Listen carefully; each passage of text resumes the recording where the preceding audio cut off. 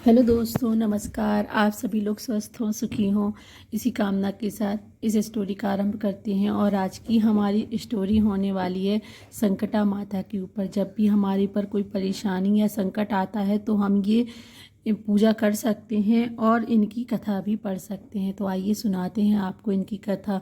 एक बुढ़िया थी, उस बुढ़िया का एक बेटा था और जिसका नाम था रामनाथ। रामनाथ धन कमाने के लिए परदेश चला गया और बुढ़िया अपने पुत्र के विदेश जाने के बाद बहुत चिंतित और दुखी रहने लगी, क्योंकि बहू उसे प्रायः नित्य खरी खोटी सुनाया करती थी। इसलिए बुढ़िया प्रतिदिन चिंतित और उदास रहती थी और घर के बाहर स्थित कुएं पर बैठकर रोया करती थी। बुढ़िया का यह क्रम रोज चलता रहता। एक दिन कुएं में से दिए की माँ नामक एक स्त्री निकली और उसने बुढ़िया से पूछा, बूढ़ी माँ, तुम इस तरह बैठकर क्यों रोती हो? तुम्हें किस बात का कष्ट है? तुम मुझे अपना दुख बताओ, मैं तुम्हारे दुख दूर करने का प्रयत्न करूंगी।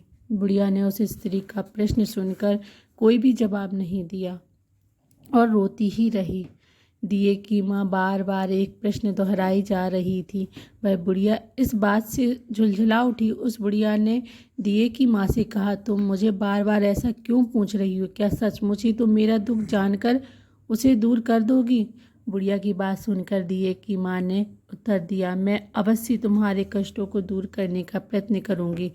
बुढ़िया ने दिए की माँ को ऐसा आश्वासन पाकर कहा, मेरा बेटा कमाने के लिए परदेश चला गया है और उसके पीछे मेरी बहू मुझे बहुत बुरा भला कहती रहती है। यही मेरे दुख का कारण है। उसने अपनी सारी कहानी बता दी। बुढ़िया की बात सुन कर दिए की माँ ने कहा, यहाँ के वन में संकटा माता रहती हैं। तुम अपना दुख उनसे सुनाकर कष्टों से छुटकारा पाने के लिए प्रार्थना करो। माँ बहुत दयालु हैं, दुखियों के प्रति बहुत सहानुभूति रखती हैं। निसंतानों को संतान, निर्धनों को धनवान, निर्बल को बलवान और अभागों को भाग्यवान बनाती हैं। उनकी कृपा से सौभाग्यवती स्त्रियों का सौभाग्य अचल हो जाता है। कुंवारी कन्याओं को अपनी इच्छित वर की प्राप्ति होती है। रोगी अपने रोग से मुक्त होते हैं। इसके अलावा जो भी मनोकामना हो वह सभी को पूरा करती हैं। इसमें कोई भी संदेह नहीं है। दिए की माँ से ऐसी विलक्षण बात को सुनकर बुढ़िया संकटा माता के पास गई और उनके चरणों पर गिरकर विलाप करने लगी। तब संकटा माता ने बड़ी ही दयालु होकर बुढ़िया से पूछा, बुढ़िया, तुम किस कारण इतनी दुखी से बार बार रोती रहती हो? बुढ़िया ने कहा, हे माता, आप तो सब कुछ जानती हो, आपसे तो कुछ भी छिपा नहीं है। आप मेरे दुख को दूर करने के लिए का आश्वासन दें तो मैं अपनी दुखद गाथा आपको सुनाऊं। बुढ़िया की बात सुनकर संकटा माता ने कहा, मुझे पहले अपना दुख बताओ। दुखियों का दुख दूर करना ही मेरा काम है। तब संकटा माता के ऐसा कहने पर बुढ़िया ने कहा, हे माता, मेरा लड़का परदेश चला गया है। उसके घर में ना रहने से मेरी बहू मुझे तरह तरह की सुनाया करती है। उसकी बातें मुझसे सहन नहीं होती। इसी कारण परेशान होकर मैं बार बार रोया करती हूँ। बुढ़िया की इस दर्द भरी कथा को सुनकर संकटा माता ने कहा, तुम घर जाकर मेरे लिए मन्नत मनौती मांग कर मेरी पूजा करो। इससे तुम्हारा लड़का सकुशल घर वापस आ जाएगा। मेरी पूजा के दिन सुहागन स्त्रियों को आमंत्रित कर उन्हें भोजन कराना। ऐसा कराने से तुम्हारा लड़का अवश्य तुम्हारे पास आ जाएगा। संकटा माता के कहे अनुसार उस बुढ़िया ने मनौती मांगकर पूजा की और सुहागन स्त्रियों को भोजन के लिए आमंत्रित किया। परंतु विचित्र बात यह हुई कि जब बुढ़िया ने स्त्रियों के लिए लड्डू बनाने शुरू किए तो उससे 7 की जगह 8 लड्डू बन गए। इस बात से बुढ़िया बहुत असमंजस में पड़ गई।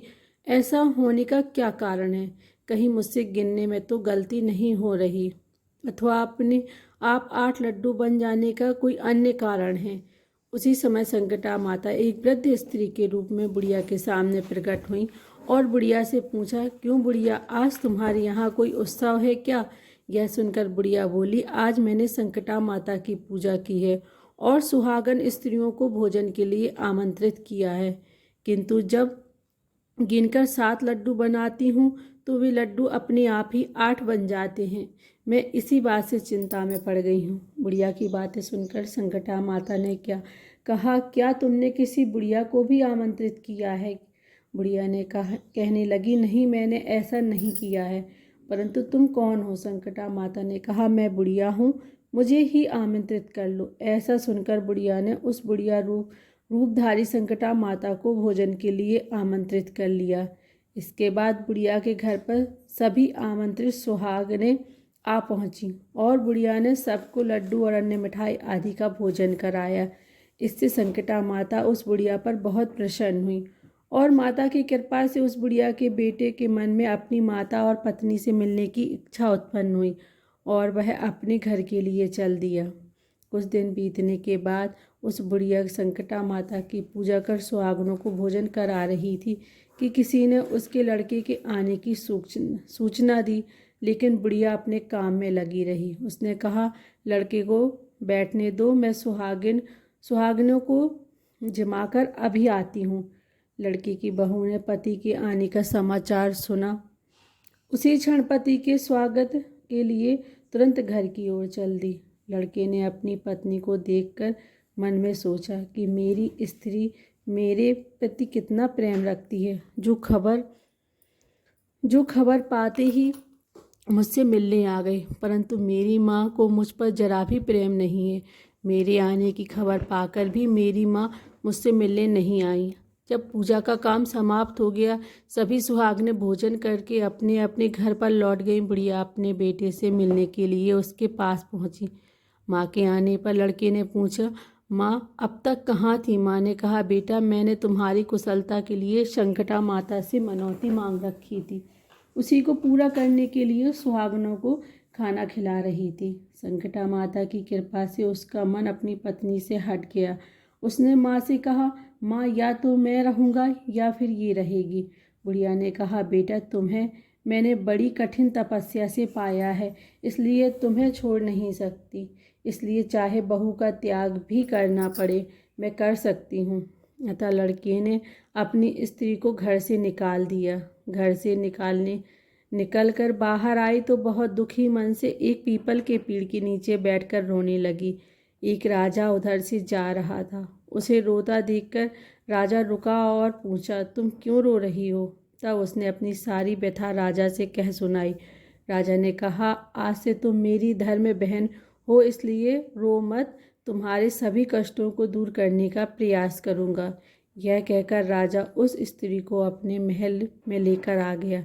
महल जाकर राजा ने रानी को सारी कथा सुनाई और रानी को कहा, देखो, आज से मेरी यह धर्म की बहन है, इसी महल में रहेगी और इसको किसी भी प्रकार का कष्ट नहीं होना चाहिए। राजा के यहाँ पहुंचकर कुछ दिन बाद धर्म से प्रेरित होकर रामनाथ की स्त्री ने भी संकटा माता का व्रत आरंभ कर दिया और संकटा माता के निमित्त सुहागनों को भोजन कराने के लिए आमंत्रित किया। उससे रानी को भी आमंत्रित किया। जब सभी सुहागनें लड्डू खाने लगीं तो रानी ने कहा, मुझे तो रबड़ी, मलाई और स्वादिष्ट मिष्ठान ही हजम होते हैं, यह पत्थर समान लड्डू कैसे हजम होंगे? ऐसी अवहेलनापूर्ण बातें कहकर रानी ने लड्डू खाने से मना कर दिया। कुछ समय बाद संकटा माता की कृपा से रामनाथ अपनी पत्नी को खोजते हुए राजा के महल में आया और वहां आकर अपनी पत्नी को संकटा माता की पूजा करते हुए देखा तो संकटा माता से हाथ जोड़कर प्रणाम किया और अपनी पत्नी से कहा, प्रिय, मेरे अपराध को क्षमा करो। पत्नी ने कहा, नाथ, यह सब प्रारब्ध से ही होता है, इससे आपका कोई दोष नहीं है। आप मेरे लिए ईश्वर स्वरूप हो, मेरे ही अपराध को क्षमा करें। यह कहकर दोनों ने विधि पूर्वक संकटा माता की कथा सुनी, संकटा माता की पूजा की समाप्ति कर सुहागनों को जिमाकर दोनों पति पत्नी अपने घर की ओर प्रस्थान के लिए तैयार हुए। जाते समय रामनाथ की स्त्री ने राजा रानी से कहा, जब मुझ पर दुख पड़ा था तो आप लोगों ने धर्म बहन बनाकर मुझे आश्रय दिया था। यदि आपको किसी भी तरह की सहायता की आवश्यकता हो तो मेरी कुटिया में निसंकोच चले आना। ऐसा कहकर दोनों पति पत्नी अपने घर चले आए। संकटा माता के प्रसाद का निरादर करने के कारण रानी पर भारी संकट आ पड़ा। रामनाथ की बहू के जाते ही उनका राजपाट नष्ट हो गया। ऐसी विपत्ति में पड़कर रानी ने राजा से कहा, ना मालूम वह तुम्हारी धर्म बहन कैसी थी, उसके यहाँ से जाते ही सब कुछ नष्ट हो गया। रानी ने राजा से कहा, जाते समय वह कह गई थी, जब मेरे पर कष्ट पड़ा था तब मैं तुम्हारे यहाँ आई थी, और कदाचित तुम्हारे ऊपर कोई भी कष्ट पड़े तो तुम मेरे घर चले आना, इसीलिए हम लोगों को उसके यहाँ ही चलना चाहिए। ऐसा विचार कर राजा रानी दोनों ही अपनी धर्म बहन के घर गए। वहाँ जाकर रानी ने कहा, बहन तुम्हारे जाते ही ऐसा क्या हुआ कि हमारी सारी संपत्ति नष्ट हो गई, हम लोग बहुत परेशानी में पड़े हुए हैं। रानी की बात सुनकर रामनाथ की स्त्री ने कहा, बहन मैं तो कुछ नहीं जानती, मेरी तो सब करता धरता संकटा माता है, इसके अतिरिक्त कोई दूसरा नहीं है, इसीलिए मेरी राय है कि तुम संकटा माता से अपनी भूलों के लिए क्षमा याचना करो। उन्हीं की मान मनौती से तुम्हारा काम बन जाएगा, तुम्हारे सारे बिगड़े काम अपने आप सुधर जाएंगे। रामनाथ की स्त्री की बातें सुनकर रानी ने श्रद्धा भक्ति से संकटा माता का व्रत किया और सुहागनों को जिमाकर अनजाने में हुई अपनी सभी भूलों से संकटा माता से बार बार क्षमा मांगी।